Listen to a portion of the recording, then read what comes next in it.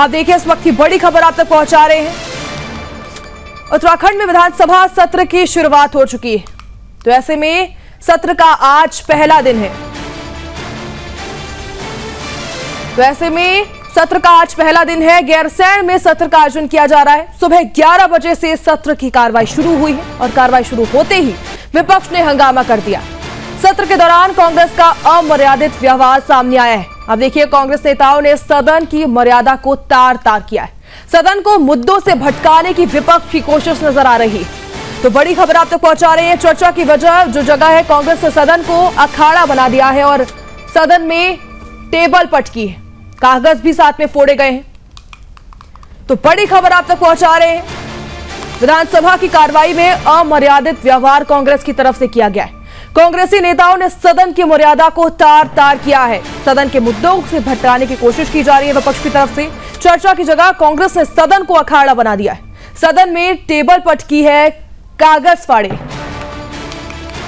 तो ऐसे में आज 11 बजे से कार्रवाई शुरू हुई और कार्रवाई शुरू होते ही विपक्ष ने हंगामा कर दिया। विपक्ष ने इतना जोरदार हंगामा किया, अमर्यादित व्यवहार विपक्ष की तरफ से सामने आया।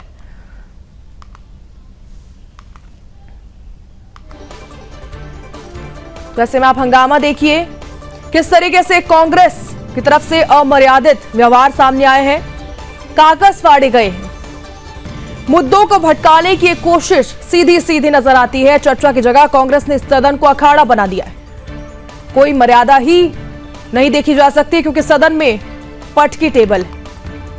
उत्तराखंड विधानसभा का मानसून सत्र आज से गैरसैंण के भराड़ीसैंण में शुरू हो गया है, जिसकी कार्रवाई गैरसैंण के भराड़ीसैंण में चल रही है। आपको बता दें कि 22 अगस्त तक ये सदन का सत्र चलने वाला है।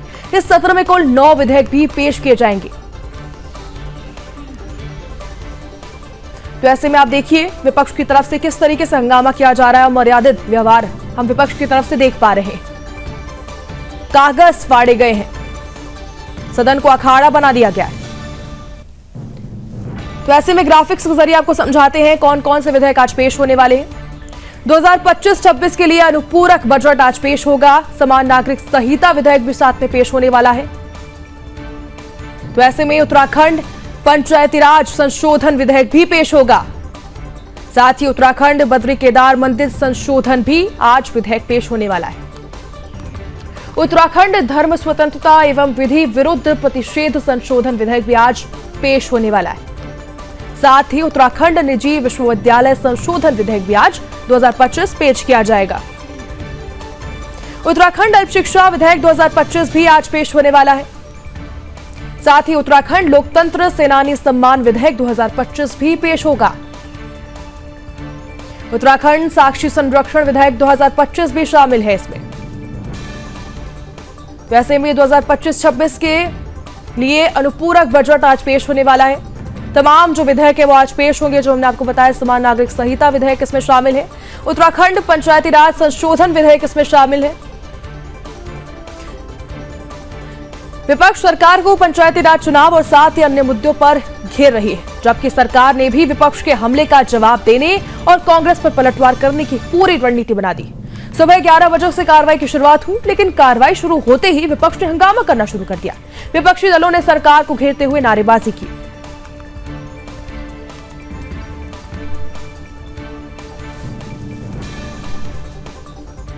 इस खबर पर ज्यादा जानकारी के साथ हमारे ब्यूरो चीफ कृष्णा कुमार हमारे साथ जुड़ गए हैं। कृष्णा, क्या कुछ अपडेट है? सदन को लेकर कार्रवाई अभी चल रही है, ऐसे में क्या कुछ अपडेट है?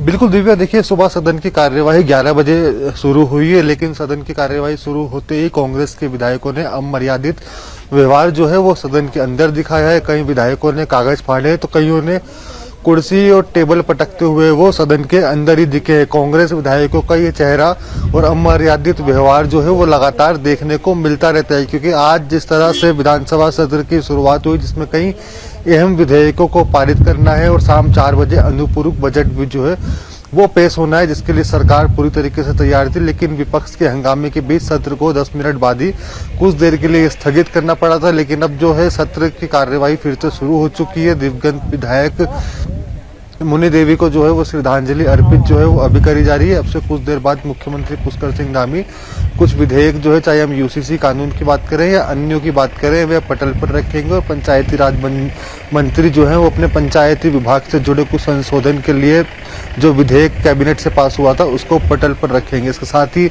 अगर हम देखते हैं तो माइनॉरिटी के लिए भी एक बड़ा फैसला जो है वो सरकार ने लिया था। पहले ही हम देखते थे अल्पसंख्यक में सिर्फ मुस्लिम समाज को ही जगह मिलती थी, लेकिन अब मुस्लिम समाज के साथ साथ सिख, ईसाई, पारसी और जैन को भी अब माइनॉरिटी एजुकेशन बोर्ड में जो है वो लाया जाएगा, जिसका गठन अब किया जाएगा। आज जब विधेयक ये पारित यहाँ से हो जाएगा तो राज्यपाल इसकी अनुमति के लिए जो है वो भेजा जाएगा। क्योंकि देखिए विधानसभा की आप साफ तस्वीरें देख सकती होंगी, पूरे ये क्षेत्र जो है इस समय कोहरे में जो है वो समाया हुआ है। विधानसभा भी ठीक से दिख नहीं पा रही है कि किस जगह पे विधानसभा है, किस जगह पे नहीं है। हर एक व्यक्ति जो है वह ठंड में यहाँ पे रह रहे हैं और सत्र एक तरीके से देख रहे हैं कि क्या क्या कार्यवाही चली जा रही है। क्योंकि मॉनसून में सत्र कराना एक तरीके से सरकार के लिए बहुत ही बड़ी चुनौती थी और इस चुनौती को पार करते हुए सरकार ने गैरसैंण में विधानसभा का मॉनसून सत्र करवाने का जो है वो फैसला लिया था। हालांकि विपक्ष ने और अन्य राजनीतिक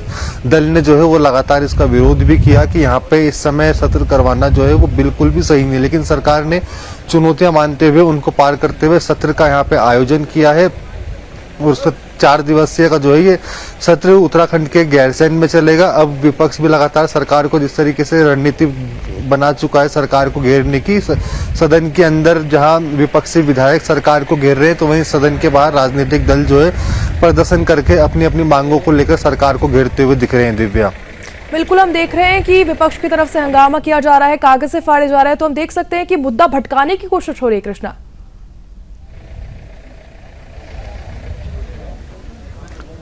बिल्कुल देखिए मुद्दे जो है भटकाने की लगातार कोशिश करी जा रही है। अब से कुछ देर पहले हमारी बातचीत जो है वो है तमाम सत्ता पक्ष के विधायकों से हुई है। उन्होंने कहा है कि जब भी कोई जनहित की बात आती है या मुद्दे आते हैं या कोई विधेयक जनहित में पारित होने वाला होता है तो उन कांग्रेस को हमेशा अराजक तत्व जो है वो उसमें एक्टिव हो जाते हैं और आक्रामक माहौल बिगाड़ कर वो कहीं ना कहीं जो है वो माहौल पूरा का पूरा खराब करते हैं। यही उन्होंने आज किया है, क्योंकि जिस तरह से सदन के अंदर कांग्रेस विधायकों ने अपनी रणनीति बनाकर आज पहले सदन के बाहर उन्होंने प्रदर्शन किया 20 से 25 मिनट।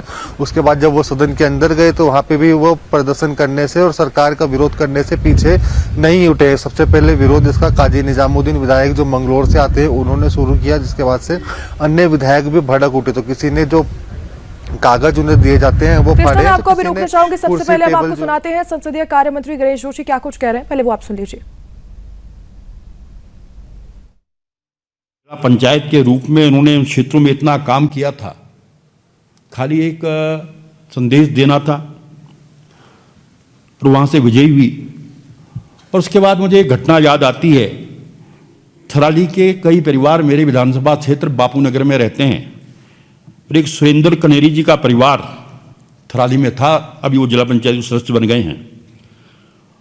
उनके परिवार के किसी व्यक्ति की तबीयत खराब हो गई थी, तो उन्होंने उन्हें वो जो कमांडर गाड़ी है वो करा कर यहाँ भेजा और मुझसे कहा भाई साहब मैं इनको यहाँ भेज रही हूँ और इनको आप कहीं अच्छा इलाज करा दीजिएगा।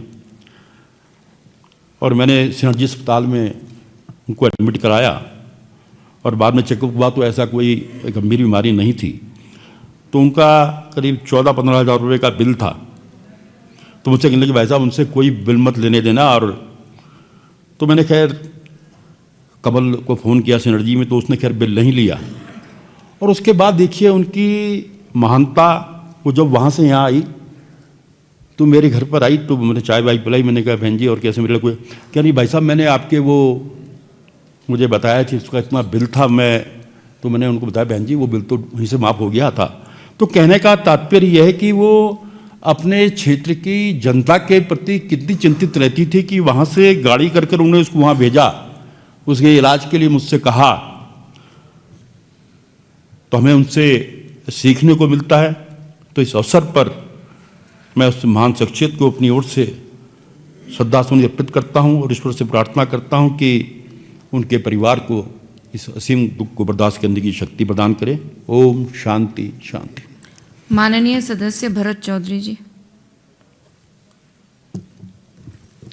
माननीय अध्यक्ष जी, स्वर्गीय मुन्नी देवी शाह जी को लेकर के जो भी विचार नेता सदन, नेता प्रतिपक्ष और मेरे सभी पूर्व वक्ताओं ने यहाँ पे रखे हैं, उन सब से इत्तेफाक रखते हुए मैं कहना चाहता हूँ कि उस परिवार से मेरा जो नाता है वो 1980 के दशक से रहा। बहुत करीब से उनको जानने का अवसर मुझे मिला और मैं कह सकता हूँ कि मुन्नी देवी के रूप में। तो ऐसे में आप देखिए विपक्ष की तरफ से किस तरीके से हंगामा किया गया है। अमर्यादित व्यवहार आप देख पा रहे हैं, अमर्यादित व्यवहार किया गया है और सदन को अखाड़ा बनाने की कोशिश की गई। विपक्ष लगातार मुद्दे को भटकाने की कोशिश कर रहा है। सदन के शुरू होते ही विपक्ष ने हंगामा कर दिया। वैसे में आपको तस्वीर दिखा रहे हैं हम, विपक्ष की तरफ से किस तरीके से हंगामा किया गया है और अमर्यादित ये जो सदन में है ये व्यवहार देख सकते हैं आप। टेबल खिसकाया जा रहा है, कागज जो है वो फाड़े गए हैं और साथ ही आप देखिए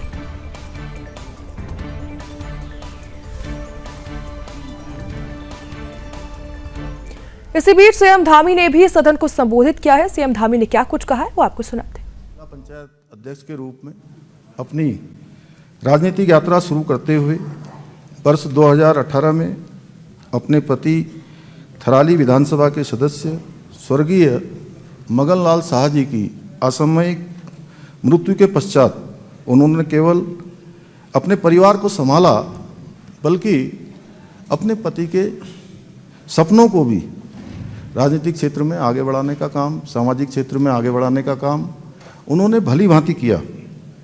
और वर्ष 2018 में वे स्वर्गीय मगनलाल शाह जी की रिक्त हुई सीट पर उपचुनाव में जीत हासिल करके पहली बार उत्तराखंड विधानसभा की सदस्य निर्वाचित हुई। उनका कार्यक्षेत्र केवल राजनीति तक सीमित नहीं रहा। महिलाओं के उत्थान के लिए उन्होंने अनेकों काम किए, सामाजिक क्षेत्र में अनेकों काम किए। इसके साथ ही वो ग्रामीण अंचलों में शिक्षा और स्वास्थ्य की बात हो, चाहे गरीबों और वंचितों की लड़ाई हो, वो हमेशा अग्रिम पंक्ति में खड़ी रहीं। जब भी समाज के सामने कोई संकट आया, मुन्नी देवी जी ने आगे बढ़कर उसका नेतृत्व किया। और मैं एक घटना बताना चाहता हूं। 2021 में नारायणबगड़ ब्लॉक के एक गांव डुंगरी में भयंकर आपदा आई थी और उस आपदा में वहां पर 2 लोगों का दुखद वहां पर देहांत भी हो गया था उस घटना में। तो मैं और आदरणीय सतपाल महाराज जी और आदरणीय धन सिंह जी, हम तीनों लोग वहाँ नारायणबगढ़ पहुँचे, वहाँ डुंगरी गांव जाने के लिए। तो महाराज जी को हम लोगों ने बीच में कहा कि यहाँ बहुत सारे ग्रामीण लोग इकट्ठे हुए हैं, तो महाराज जी उन सब की बात सुनेंगे। और मैं और धन सिंह जी लगभग मुझे लगता है 4-5 किलोमीटर पैदल खड़ी चढ़ाई उसमें चलकर वहाँ पहुँचे। तो मुन्नी देवी शाह जी का स्वास्थ्य ठीक नहीं था, तो हमने उनसे फ़ोन पर बात करी और उनसे हमने कहा कि आप नीचे मत आइए, लेकिन मैं आपको बताना चाहता हूँ कि उनको अपने क्षेत्र के लोगों के लिए, अपने लोगों के लिए इतनी चिंता थी कि उस खड़ी चढ़ाई में जब मैं और धन सिंह जी ऊपर आ रहे थे तो बीच रास्ते पर वो हमको मिल गई। तो एक ऐसा उदाहरण जो मैंने स्वयं अपनी आंखों से देखा कि लोगों के लिए चिंता, लोगों के लिए उनका अपनापन, लोगों के लिए कुछ कर गुजरना, ये उनके स्वभाव में था।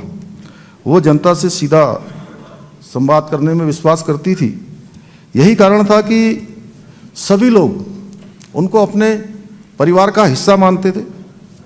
माननीय अध्यक्ष महोदया, कुछ दिन पूर्व मैं वो देहरादून में हॉस्पिटल में एडमिट थी, तो मैं उनसे मिलने पहुंचा था। बिस्तर में होने के बावजूद भी स्वास्थ्य चूँकि लंबा एक कालखंड उनका अस्पताल में गुजरा इस अंत समय में, उसके बावजूद भी उनका मन अपने क्षेत्र की जनता की समस्याओं की और उनकी चिंता में ही डूबा था। और कमजोरी से भरे उस चेहरे पर भी एक अद्भुत शांति और सेवा का तेज था। मुझे देखते ही वो हल्का मुस्कान के साथ बोली, भैया स्वास्थ्य ठीक होते ही मुझे फिर से काम पर लौटना है, फिर से मुझे लोगों की सेवा करनी है। माननीय अध्यक्ष महोदय, ये साधारण से लगने वाले वाक्य, सच बताऊं, मुझे जब उनका अंतिम समय में, मैं उस दिन धराली क्षेत्र में और अन्य क्षेत्रों में आपदा में था, तो जब मुझे पता लगा। अब फिर से गैरसैंण का रुख करेंगे, जहां पर हमारे ब्यूरो चीफ ग्राउंड जीरो पर मौजूद है और हम उनसे अपडेट लेंगे। कृष्णा, महिलाओं से भी सीएम धामी ने मुलाकात की है इससे पहले, तो क्या कुछ उसको लेकर भी बातचीत हुई है महिलाओं से सीएम धामी की? बिल्कुल दिव्या, देखिए विधानसभा सत्र के लिए मुख्यमंत्री पुष्कर सिंह धामी कल दोपहर जो है वो भराड़ीसैंण विधानसभा में पहुंचे थे, जहां उन्होंने सबसे पहले जो काम कर रहे कर्मी होते हैं उनसे मुलाकात करी है, उनका हालचाल जो है उन्होंने वो जाना है। जिसके बाद आज सुबह आपने देखा है, उन्होंने सुबह उठते ही कई महिलाओं से जो यहाँ पे कार्यरत थी आजीवन मिशन के तहत जो कार्य कर रही है, उनसे भी उन्होंने मुलाकात करी है और लगातार उनसे बातचीत करके जो है वो उनका ढांढस भी बढ़ाया है, मनोबल उनका बढ़ाया है, वे कार्य में तेजी ऐसे कैसे लाए। मुख्यमंत्री ने उनसे बातचीत भी करी है, जिसके बाद से अब मुख्यमंत्री जो है वो विधानसभा के अंदर है और लगातार जो कार्यवाही सदन द्वारा करी जा रही है उसको वो देख रहे हैं। अब से कुछ देर बाद जो है वे कई विधेयक जो है वो पटल पर भी उनके द्वारा रखे जाएंगे, क्योंकि सीधा तस्वीरें मैं आपको दिखाऊंगा। भराड़ीसैंण की ये तस्वीरें हैं जो एक तरीके से इस समय मौसम यहाँ पे पल पल बदल रहा है, कभी यहाँ पे बारिश देखने को मिल रही है तो कभी घना कोहरा जो है वो इस क्षेत्र में लगातार जो है वो छाता हुआ हमको दिख रहा है। क्योंकि अगर हम बात करते हैं दिव्या, देखिए आज स्पेशली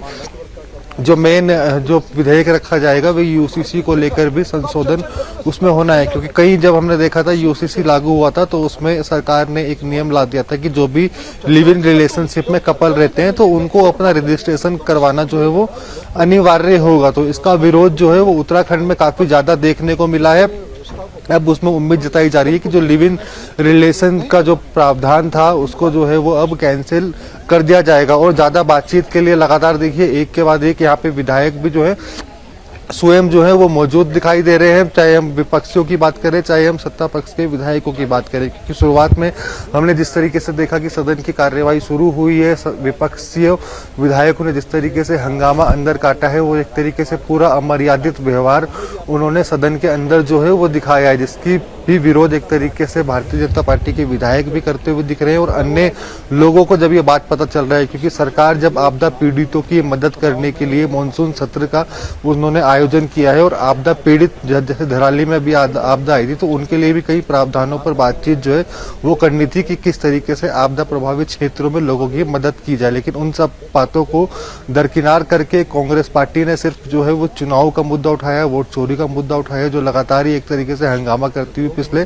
काफी दिनों से जो है वो देख रही है। लेकिन अब बड़ी बात यह है कि उत्तराखंड में मॉनसून भी एक तरीके से अपने पूरे एक्टिव चरम पर है और मॉनसून सत्र 4 दिन का यहाँ पे होना है। यहाँ पे भी काफी ज्यादा आने जाने में दिक्कत परेशानियां जो है वो पत्रकारों से लेकर अधिकारियों को करनी पड़ रही है, क्योंकि भराड़ीसैंण से लगभग 50 किलोमीटर दूरी पर स्थित ये कर्णप्रयाग और विधानसभा, क्योंकि लगातार ही देखिए विधायक भी यहाँ पे मौजूद है, शिव अरोड़ा जी है, रुद्रपुर से आप विधायक है भाजपा के। सदन की कार्यवाही जैसे ही शुरू हुई, विधायक जी कांग्रेस का अमर्यादित व्यवहार जैसे पहले दिखता था वैसे आज वो भी सदन के अंदर किस तरीके से देखते हैं?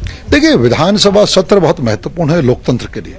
ये एक अवसर होता है विधायिका के माध्यम से समाधान करने का, विधायकों के माध्यम से अपने क्षेत्र की समस्याओं को उठाने का, साथ ही साथ विपक्ष के द्वारा पूरे प्रदेश की जो उस समय की सामयिक समस्याएं उन समस्याओं को रखकर और सरकार से जवाब मांगने का, और सरकार के पास भी अवसर होता है कि उसने क्या किया, आपदा है और बाकी सारे विषय उन पर क्या किया। तो दोनों पक्ष के लिए एक अवसर होता है और पक्ष और विपक्ष मिलके अपने प्रदेश की जनता के हितों में वहां पर कहीं ना कहीं एक निर्णय पर पहुंचते हैं। लेकिन बड़ा दुर्भाग्यपूर्ण है कि जैसे सत्र आरंभ होता है विपक्ष के विधायक वेल में आ जाते हैं और वेल में आने के बाद वो चर्चा नहीं करते, वहां तोड़फोड़ शुरू कर देते हैं, वहां अमर्यादित व्यवहार शुरू कर देते हैं और लगभग सुबह से लगभग 2.5-3 घंटे का समय हो गया और वह सत्र चल नहीं पा रहा।